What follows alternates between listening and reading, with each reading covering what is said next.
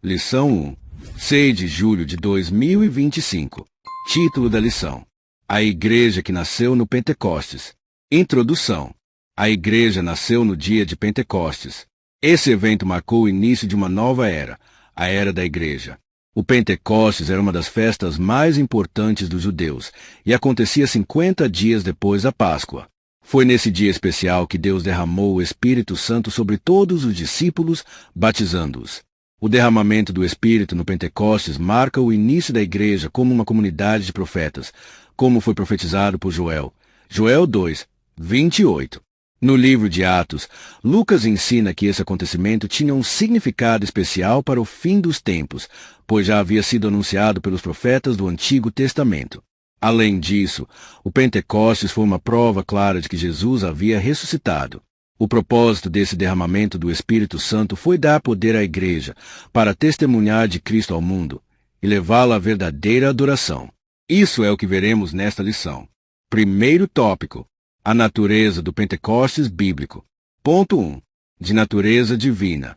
Lucas relata que, por ocasião do derramamento do Espírito no dia de Pentecostes, foi ouvido do céu um som, como de um vento veemente e impetuoso que encheu toda a casa em que estavam assentados.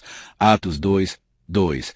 E que foram vistas por eles línguas repartidas, como que de fogo. Atos 2, 3. Os estudiosos da Bíblia explicam que esses sinais são manifestações da presença de Deus, chamadas de teofanias. Isso significa que Deus se revelou de maneira visível e audível, assim como fez no Monte Sinai, quando entregou a lei a Moisés.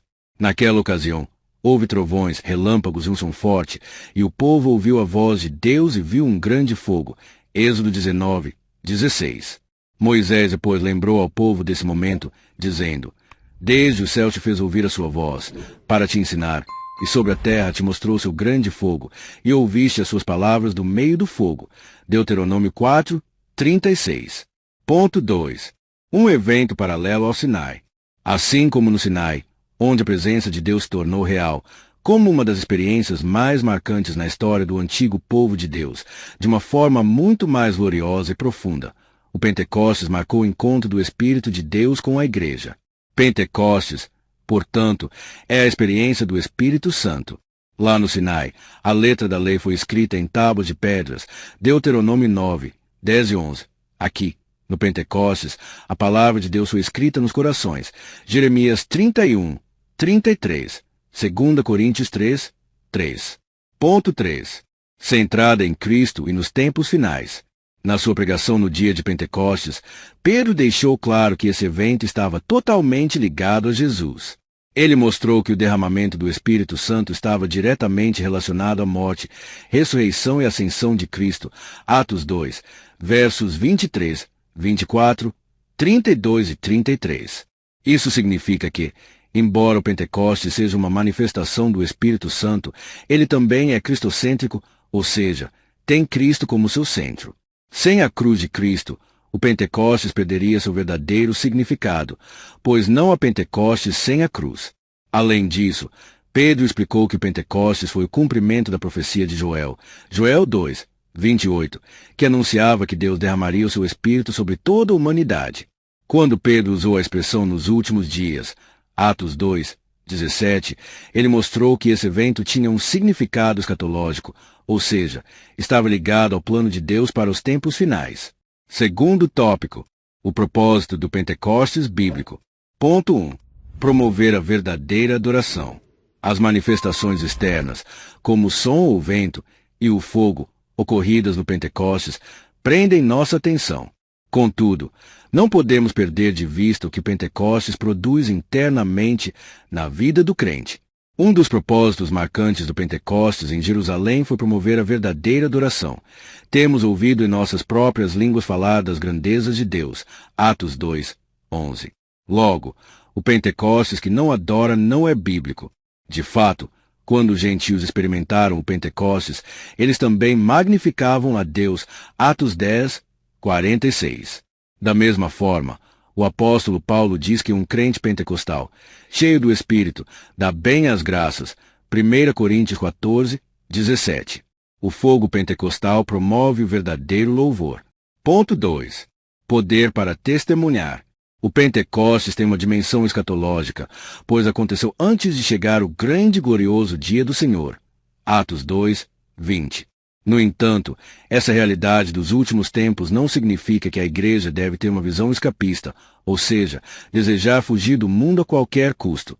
O Pentecostes não foi dado para que os crentes se isolassem, mas para que fossem capacitados a testemunhar e viver no mundo até a volta de Cristo. A igreja deve aguardar com esperança, mas também cumprir sua missão até o fim. Para cumprir essa missão, ela necessita de poder para testemunhar. Lucas 24, 49, Atos 1, 8.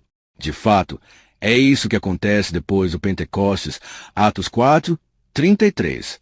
Terceiro tópico. Características do Pentecostes bíblico. Ponto 1. Uma experiência específica. Em Atos dos Apóstolos, o derramamento do Espírito no dia de Pentecostes é mostrado como o batismo no Espírito Santo dos crentes. Atos 1, 5 e 8. Naquele dia o Senhor Jesus batizou quase 120 pessoas no Espírito Santo. Atos 1, 15 e Atos 2, 4. Essas pessoas já eram regeneradas, isto é, salvas. Jesus já havia dito que elas já estavam limpas pela palavra. João 15, 3. E que seus nomes estavam arrolados nos céus. Lucas 10, 20. Eram, portanto, crentes. Contudo, Jesus as mandou esperar pela experiência pentecostal, isto é, o batismo no Espírito Santo. Atos 1, 5. O Pentecostes bíblico é, por conseguinte, distinto da salvação. Na verdade, a obra salvífica de Cristo na cruz proveu a bênção pentecostal. Atos 2, 33. Ponto 2. Uma experiência definida e contínua. Como resultado do enchimento do Espírito Santo, os crentes começaram a falar em outras línguas, conforme o Espírito Santo lhes concedia que falassem. Atos 2, 4.